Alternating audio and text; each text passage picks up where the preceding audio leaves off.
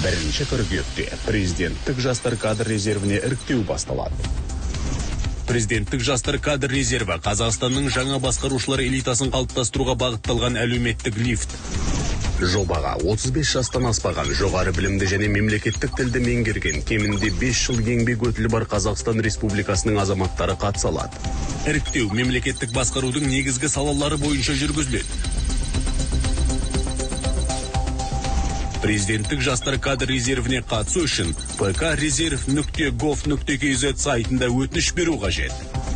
Мәтіндік және сандық ақпаратпен жұмыс істеу бойынша тест тапсыру, ситуациялық тапсырмаларды шешу.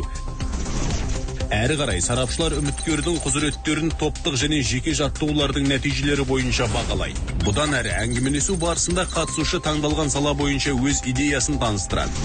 Барлық кезеңнің кешенді нәтижелері бойынша ұлттық комиссия 50 кандидаттың тізімін қалыптастырады.